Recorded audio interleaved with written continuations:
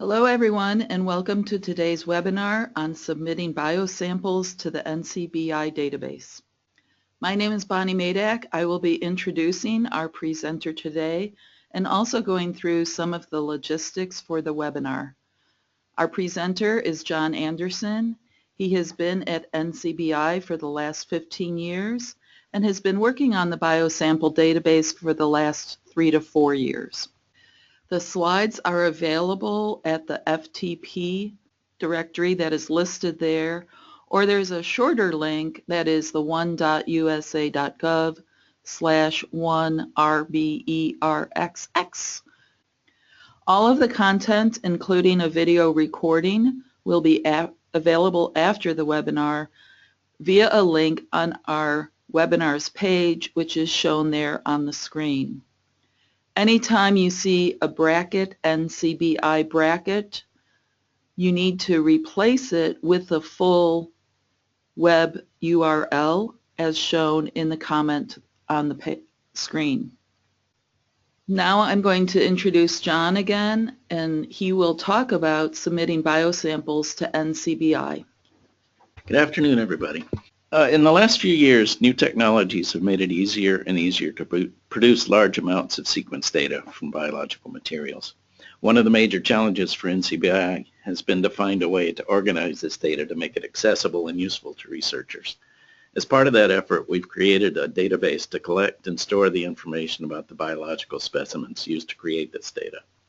It's called the BioSamples database, and it's the central repository for biological source information for the many primary sequence archives at NCBI. Today, I'd like to introduce you to the BioSamples database and explain some of the concepts. And then I'll take you through a demonstration of a couple of actual submissions. Let's begin by considering a very simple hypothetical example. Imagine I have a grant to study the effects of arsenopyrite as an environmental contaminant. We know that arsenopyrite affects metabolic pathways in bacteria, so I want to characterize the effects of different concentrations on the expression of specific genes in a particular species of bacteria. In my mind, I understand the organization of my study, and I can describe all its components. I know what the project is about, and I know what my experiments were, and I have the sequence results. The project is a transcriptome project to study expression under specific arsenic conditions, and my method is RNA sequencing. I have a list of samples with the information about the arsenic treatments, since that's central to the project. And I have recorded other information that might be relevant or useful as well. When I try to submit my sequences to NCBI, they tell me I need to submit a bioproject for the project and biosamples with the sample metadata for the source material. What are those? In NCBI terminology, the bioproject is a record that provides a container for a formalized version of my project description. It has its own rules and its own database, and submission of a bioproject is fairly simple, but we won't go into that today. The data, of course, means the sequence data, and these have their own archives and submission procedures. The biosample is the record that stores the information about the samples. This slide illustrates how NCBI organizes the records for this information. Under the bioproject, you have the biosamples and then the data that is derived from those. So what is a biosample? Well, the sample is the actual biological material that the data come from. The biosample is the data file that contains the metadata for your sample. Sample metadata is analogous to metadata for a digital photo file. When you take a picture with your digital camera, it records the image, that's the data, but it also records other information like the date the picture was taken and various camera settings. That's called the photo metadata. Similarly, when you generate sequence data, there's information about the sample that is useful or even critical to have. Why not store the sample information directly in the data file like you do with a digital photo? The problem with that is that the sample can be used to generate different kinds of data, and those data files go to many different databases. If we record the sample metadata on each of those data files, it becomes very hard to maintain. Different databases may collect different information that's hard to reconcile. and any updates to the information would have to be done to every instance of the record. Having a master sample record that all data records point to simplifies all of this. NCBI requires a biosample record for sequence data submitted to our major sequence archives, SRA, TSA, and WGS. GenBank and Geo also use biosample information, but they have a separate method to collect the information. Here we see a typical biosample record as it appears in the public pages at NCBI. It has a sample title that's descriptive of the sample, and then a set of identifiers. The main identifier is this number that begins with SAMN. That's the biosample accession number. It's the permanent stable identifier for the record and how you should always refer to your biosample records. There's also a sample name, and that's a name that's chosen by the submitter, and it's required to be unique among the samples submitted by one person. This particular record also has an SRS number because it has data in the SRA database. Below that we see the organism name. All biosample records are required to have a valid scientific name from the NCBI taxonomy database. Then there's package. We'll talk about that later. And if you look down lower, you'll see links to the bioproject that this sample is associated with, and also a link that can retrieve all samples from this project. Below that is the information about the submitter and the date of the submission. And up in the right corner are links to the bioproject, the SRA data, and the taxonomy information. The main thing I want to show on this page are the attributes. This is the metadata, the information that's being stored about this sample. We see here several things like the name of the breed of the mouse, the age of the individual mouse, who provided the biomaterial, the sex of the mouse, the tissue that was used, and so on. All of these are predefined attributes. Having predefined names for the attributes lets us standardize the information we get and makes it possible to aggregate samples with similar characteristics. We do want to have the attributes flexible, so we do allow custom attribute names as well. That will let you enter any attribute you need to comprehensively describe your samples. Now, the previous slide showed what a record looks like, but what do we consider a sample? A biosample should hold information that's biologically meaningful, and it basically can be anything that's relevant to your study. I'll illustrate these examples in the next few slides. Different individuals are obviously different samples. Here we see an example set of samples that are all the same species of mouse, but collected at different locations. Clearly, each of these would need a separate biosample record. Different tissues from the same individual are also different samples. For a genomic study, the tissue might not matter, but for a transcriptome or epigenetic study, identifying differences between tissues might be the whole point of the study. If the difference is relevant for your study, you need to record it. For a single individual sampled at different time points, each time point can be considered a different sample. Here we have a single mouse sampled at 4 different ages. Since these are distinct in ways that are relevant to the study, the information should be recorded as separate biosamples. The same organism treated with different conditions would be different samples. 2 cultures of the same bacterial strain but grown under different conditions would need separate biosample records. On the other hand, multiple plates of the same clone, not handled in any way that would affect your study, would not be considered to be different samples. That is, you don't need to submit a new biosample record every time you use this strain for an experiment. A sample used to generate different data types is still just a single sample. If you use the same sample to generate a transcriptome and genomic sequences, there's no reason to register 2 biosample records. The data files can both point to the same biosample record as the source material. A sample used to generate repeats of the same data is still just a single sample. Next generation sequencing platforms deliver hundreds of files for a single sample, but you don't need a biosample record for each. Similarly, if you repeat the experiment sequencing on a different platform, those may be different experiments, but there still is only one biosample record needed. So far we've talked about organismal samples. There's a special class of biological sample that is an environmental or clinical sample where you expect to find multiple organisms. We refer to these as metagenomes. The term metagenome is partially historical, since the first instances of this sample type were for genomic sequencing, but it now includes any samples of this type regardless of the type of data that will be generated. Even though a sample may contain thousands of organisms of many species, it is still a single physical sample. The information in the biosample record refers to that sample, not the individual organisms. Genomes are defined by location, substance sampled, time of sampling, and that sort of thing. In the next slide, I have an example metagenome. Here we have a hypothetical set of samples that are water samples taken from different places in the same river.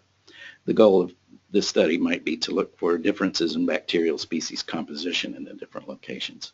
If you look at the data here, you see that all were collected on the same date, and the difference between the samples is the location of the samples.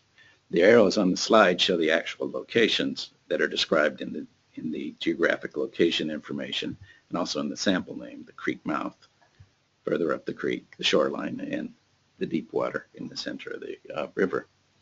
The latitude and longitude coordinates give the precise location of each of the samples. And depth here would be additional information that might be important for interpreting the results of the study.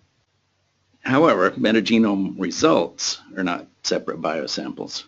A single metagenome sample can produce hundreds of separate sequence files and identify many sequences, but it's still just one sample. Usually the sequences generated from a metagenomic study are short reads and submitted to SRA. Organisms are identified by sequence homology to known sequences.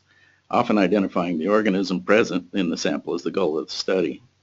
In these cases, you do not need a separate biosample for each identified organism. That information goes with the sequence record.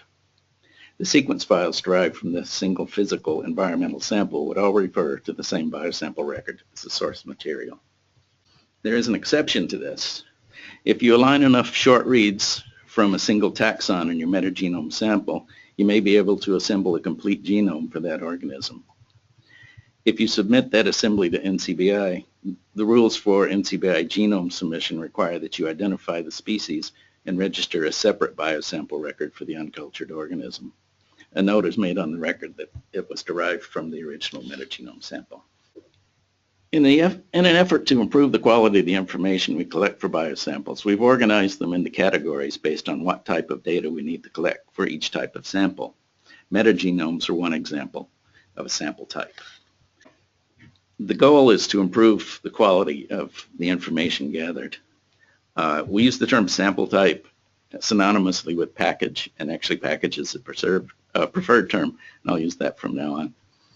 Here we see a screenshot of the descriptions of the sample type packages that you see in the submission portal, and I'll show you this live later on. These are mostly based on organism types. They're designed to make it possible to ask for attributes that are most appropriate for that type of sample. When you're submitting to biosamples, you should just read the descriptions and choose the package that is most appropriate for your organism. I'll have some more examples of this a few slides on. First, I want to point out that some packages have subcategories. The pathogen package, for example, which are for organisms that are important for public health, are divided into clinical and environmental type samples. And those have slightly different, we ask for slightly different information for those. If you look at the bottom of the page here, the Genome Standards Consortium has a set of sample types that are similar to NCBI's packages, and we mirror those. These subtypes overlap with NCBI standards, the packages, and have stricter requirements in most cases.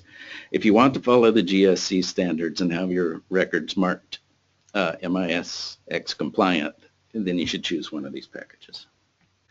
You can get a set of definitions for each of the packages by choosing one on the page I showed you before, and then clicking on the definitions button in the lower left corner. That will pop up a window that gives definitions for that specific template. Here's a closer view of those two that were on the previous slide. I want to point out this is for the pathogen clinical type. The notation an asterisk indicates an attribute that is mandatory. 2 indicates that you have a choice between 2. Explain that better in just a second. First of all, sample name is always required. And I've mentioned sample name before. An organism is always required. For a clinical pathogen, then you need to choose either a strain name or an isolate name, but not both. And then below that, you see several attributes with single asterisks, and those are ones that have been chosen by the pathogen people as being relevant and necessary for a good pathogen record. And below that, there's a long list of predefined attributes, which I mentioned earlier. Here's a different example. This is the plant pathogen, or plant package, and this has a different set of requirements that are appropriate for plants. Sample name and organism are required, but now you see that we offer ecotype and cultivar, which are terms that are used in botany, or isolate, and so you need to provide a name for one of those 3 for your sample. Similarly, age and developmental stage are options. One or the other may be appropriate depending on the life cycle of your plant. There are just a couple of other required attributes for this package, the geographic location and the tissue type. And then below that, again, you see the long list of optional predefined attributes. We're going to pause for questions. If you do have a question, please type it in the question pod. You can do that as we go through the webinar. We will answer those that we can during the webinar while John is presenting information. Or we might have some questions that we will have John answer at the time. Hi, this is Peter Cooper. We do have one question, and the question is, are these forms available as a checklist in order to plan what metadata to capture before collecting the sample? You mean the required attributes? Yes, I think so. Yes, you can download that list that I was showing in one of the earlier slides, and you can also download a template file that I'll be showing later on that shows all that information about what's required and also what's available. Okay. Another question is whether biosamples are required for dbGaP submissions.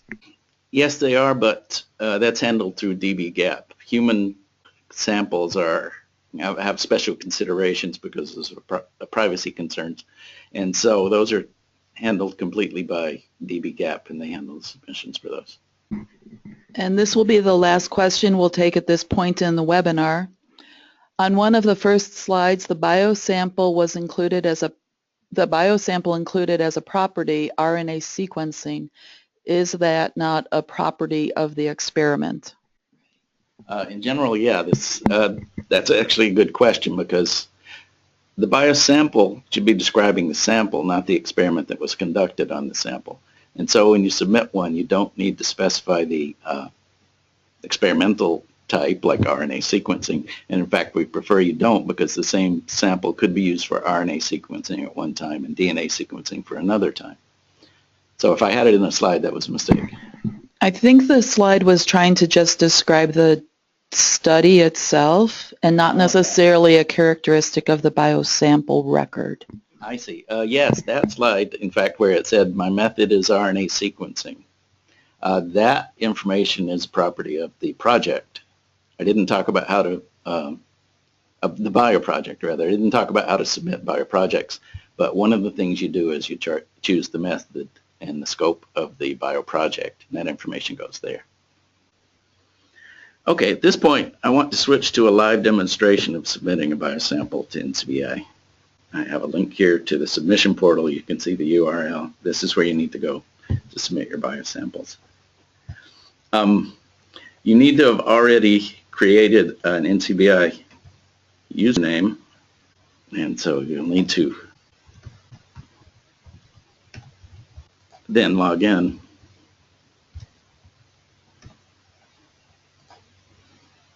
There we are. And once you're logged in, you'll see your username at the top. You can, this is the landing page for the entire submission portal, and you can see there are links to several different databases to this submission for those, but we want the biosample, so I'll click on that. This is your personal submission list. These are a list of the submissions that I've submitted under this username. You create a new submission by clicking on New Submission at the top. That launches the submission wizard and creates the new submission.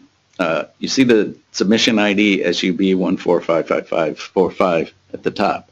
A submission ID is a temporary ID and only applies to the submission session itself. You should not use it in any publications. You should use it to communicate with us about your submissions, though. The Submission Wizard software takes you through a series of tabs to collect your information. These need to be completed in order before proceeding to the next. So we've started on the Submitter tab. That contains the submitter information, and it's auto-filled from your profile, but you can also make corrections or edits here. Once you're satisfied everything is right on any of these submission tabs, you click Continue to move to the next tab. The second page is the General Info tab. There are two choices to make here. The first is for when your records will be released. It can either be the preferred method, which is immediately after the process is complete, it will be made public. Or if you are not ready for your data to be made public yet, you can specify a release date in the future. And the record will be held private until either the specified date is reached or the accession number is published or linked data are made public. The second choice you have to make is to specify whether you're submitting a single sample or a file containing multiple samples. We'll do both, but we'll start with single biosample example. I click Continue and move to the next tab, which is the Sample Type tab. These have all the choices that I showed you earlier. For this demonstration, I'll choose the model organism or animal sample type. That's valid for model organisms and most mammals. So I choose one, click Continue, and move on to the next tab. That's the Attributes tab. This is a web form with many fields, and as I showed you earlier, we have an indication of the required attributes and several predefined but optional attributes. The first thing, also notice if you mouse over these little question mark bubbles, you get a definition for that attribute. So that can help you decide what information you need to put in each one. For this demonstration, I'll fill in some information. So I fill in sample name. I wanted to demonstrate that for organism, when you start typing a name, a query is sent to the taxonomy database and it begins to autofill based on what you've typed so far. If I type Canis L, then I find Canis latrans, the coyote, and that's the one I want to use for this demonstration. The next section you need to fill in is one of these at least one is required section. I can put in strain, isolate, breed, cultivar, or ecotype. It's fairly general at this point.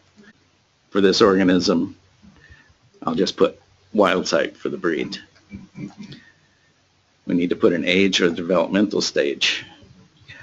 Note that age is not, it doesn't have units. That gives you the freedom to put in whatever units are appropriate for your organism, whether it be 2 hours, 2 days, 2 years. In this case, I'll say 2 years. You're not required to put units at all. In fact, I could just put 2. For some of the, because it's not validated at all, some of the attributes are validated. Sex is validated, and in fact, there's a specified list of acceptable values that you can enter here. Male, female, pooled, neuter, hermaphrodite. Not determined. And if you don't have the information for this or any of the required attributes, you can put missing, not applicable, or not collected. We understand that you don't always have all the information that we would like to collect, and so the option's there to leave it out if you don't have it. I'll choose male, and then for tissue, just to demonstrate, I'll put missing. That's acceptable. Then there's a long list of attributes, and you should scroll through this and find the information that you want to add. I'd like to put in a value for latitude and longitude because it has an interesting property. This one is linked to a map that shows the location that you've typed in. That makes it easy to double check yourself if you've made a mistake. If I put east instead of west, I'm on a different continent. I intended this to be North America, so that's a correct value there. Then the last thing I wanted to show is custom attributes. If you look through all the predefined attributes and don't find what you want, you can enter something here. If I had ear tag information for this animal, oops, I could enter that here and just put number. Once I'm satisfied that everything is exactly how I want it to be, then I click continue at the bottom of the page to move on to the next part. The next tab is the bioproject tab. If you've already submitted a bioproject, you can enter the accession number here. That's not required at this point though, and links can be created later or they'll be created automatically when data point to the same bioproject and biosample. We'll leave this blank for now, and then you can just move right along. This tab is the comments tab. There's a title automatically generated based on the package that you've chosen and the organism name, but you can also enter a custom title at that point. There's a text box for a public description. This will appear on the public record. And then there's also a text box for private comments to NCBI staff. Only the curators will see those, and they won't be included in the final records. Finally, when you've gone through all the tabs, then you come to an overview page. It shows you everything that you've entered. I've chosen a submission release date. It's got the submitter information, the organism, the package, and all the attributes that I entered. This is your chance to double check them, make sure everything is the way you want it, and when it is, then you could click the submit button. When you click the submit button, the record leaves the submission portal and goes into the biosample database. A set of validations are done, and if there are any errors, then the record is flagged for curator review.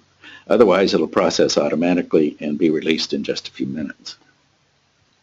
Now we see that this submission that I was working on is listed as awaiting processing. If I click on the submission ID, it opens up the overview page and it still indicates that it's awaiting processing. After processing, this will change to successfully completed. I don't think it's going to finish in a timely manner right now. It usually takes only a couple of minutes. But that's the only change to the page. Once it's sent, then once the submission is processed, you'll be sent an email that gives you the accession number and shows you which, it gives you the accession number, shows you that your submission was successfully processed, and there's a URL that will show take you to the record in the public page once it becomes public. That link won't work until the record is released. And that's how to submit a single biosample. Now I'll go back to the biosample submission page and start a new submission and submit, this time, a batch biosample. The submitter page, of course, is the same. We'll move right through that. And I'll choose a future date. And this time I choose batch submission. The next couple of tabs are the same. I'll choose the micro package this time and continue. Now we're at the attribute page. Before, this was a web form that you filled in all the different values. But now for a batch, you're offered the opportunity to upload a file with your sample data for many samples. The templates for those files can be downloaded by clicking on these links right here. I'll download an Excel format. This is what the template file looks like, an Excel format. The first several rows are instructions. The submission template, it indicates that this one is for the microbe sample, which is what I had chosen. Fields that are highlighted in green are required. Fields in blue are those that you have to choose one of two options and fill in. And yellow fields are optional. And if you mouse over any of the column headers, you get a brief description of the attribute.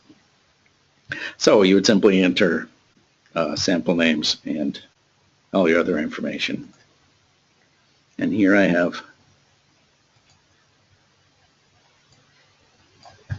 a file that I've filled in previously. And you can see that there's a unique sample name for each one, culture 1A, A1, A2, etc. I've entered an organism name. Each has a unique isolate name. The isolation source is bench swab for all of them. It's a collection date for all. That's 11 May 2015. Geographic location, which is a country name, and sample type. Those are all required, and those are all filled in. The next step, once you've done this, is to save it, of course. When you upload to the web page, you cannot upload an Excel file. You have to save it as a tab-delimited text file. Here's what this looks like in Excel on a Windows machine. Some other platforms might be different. But if you look in the pull-down menu for the type for Excel, here's text tab delimited. That may be hard to see. Choose that type and then save. And then confirm that we want that type.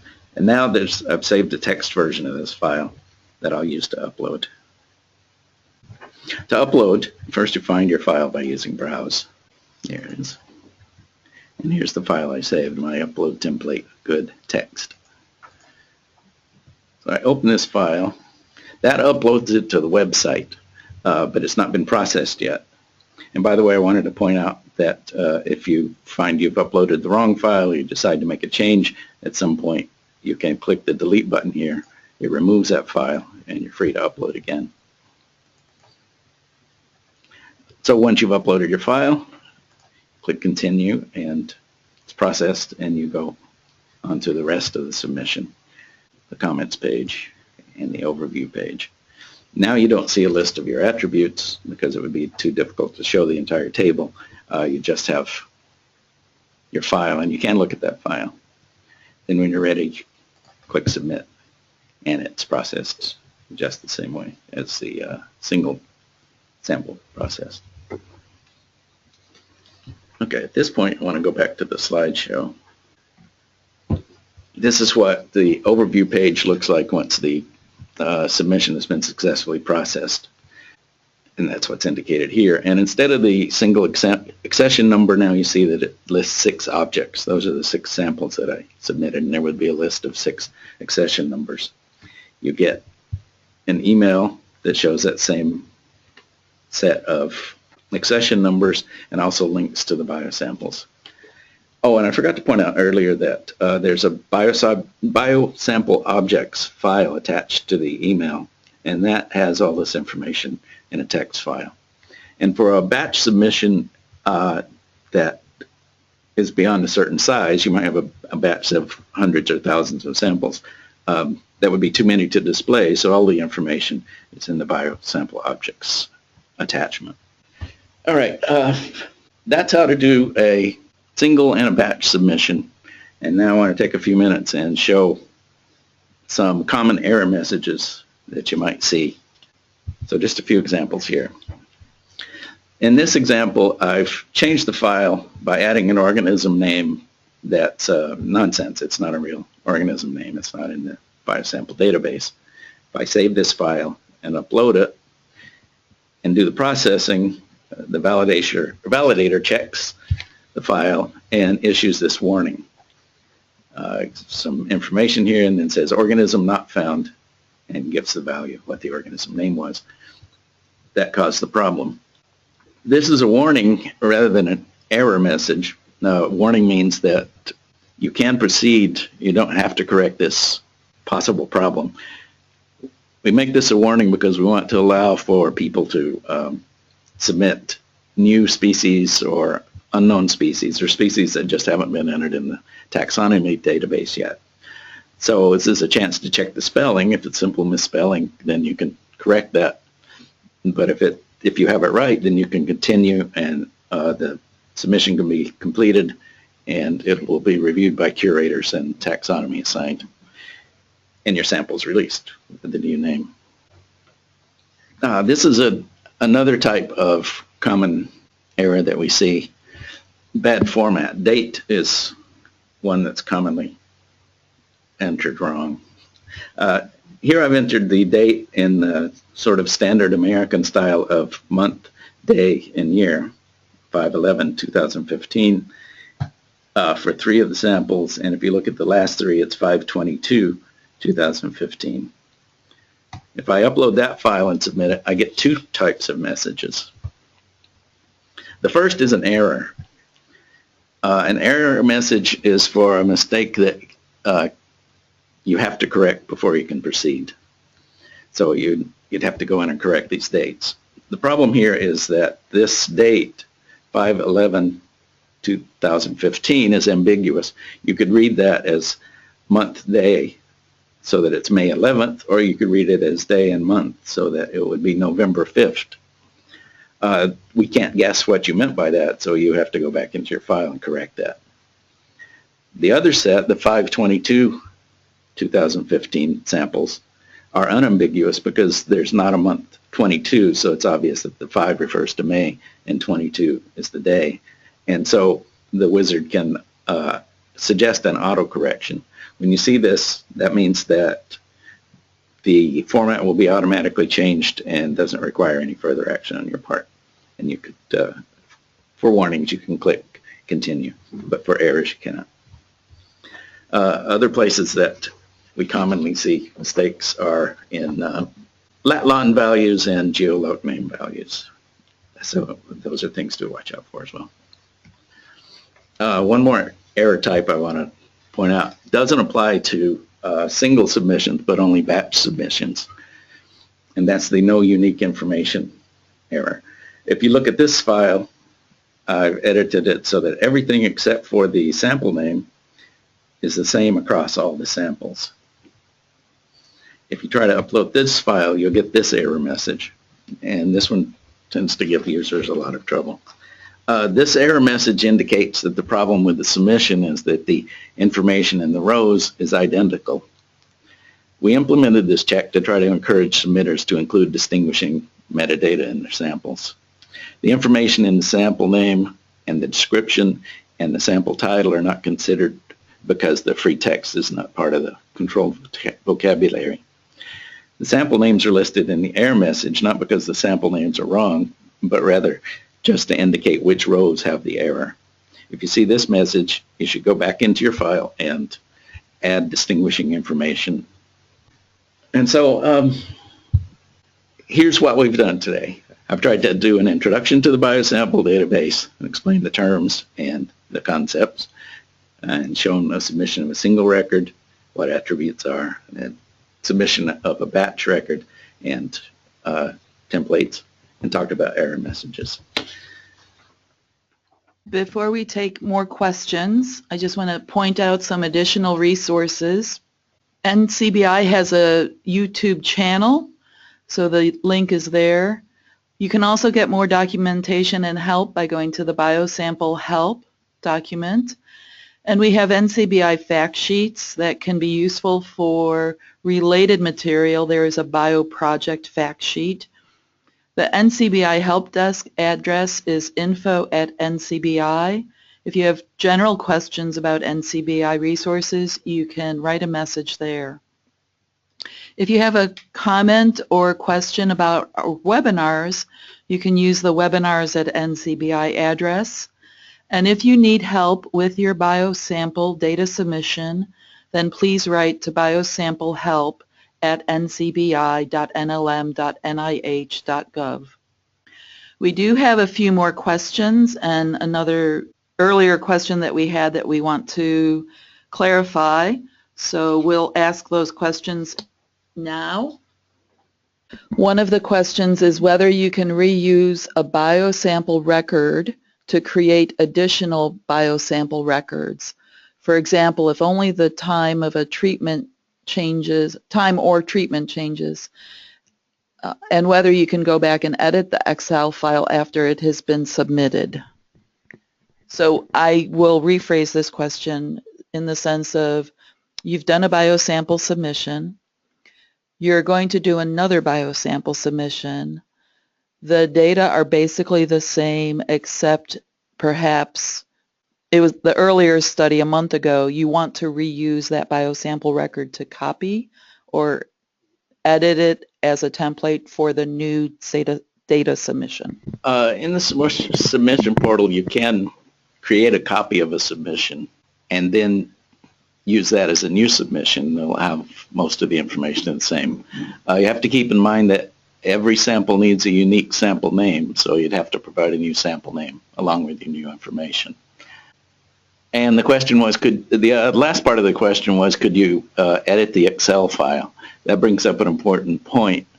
Once a submission is completed and the biosamples move into the biosample database, all edits to the existing biosamples have to be done by our curators. We don't have any provision for users to edit their own records yet. So you send a message to biosample help to get your records edited. That sounds good, John. Thank you. And the answer that you just provided addresses this other question, and that is whether there's a way to update or modify release biosamples.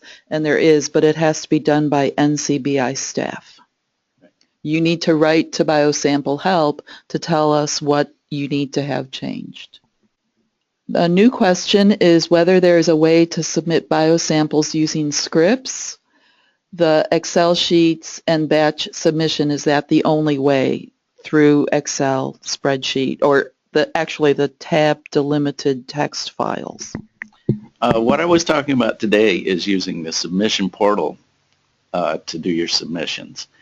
There is also a UI-less route to submit, where you have to create XML files and send those to us. That's usually set up for large-scale users, and you'd have to write to biosample help, and I don't usually handle those, so I'd have to put you in touch with the people who do, but it can be done. And then the question that came earlier that I want to have John clarify, I'm going to show him the slide to verify that that's the one that he and I both agree that the question relates to, and then we will go back in the PowerPoint file to go to that slide. So give us just a moment. Right, I think this is the one that caused the confusion earlier. The second bullet point there is method RNA sequencing. I should have made that clearer because the first bullet point is talking about the description of the project, and the method is included in the project description. Then the third bullet point, samples, is referring to what will go into the biosample. So method does not go in the biosample, it goes with the bioproject.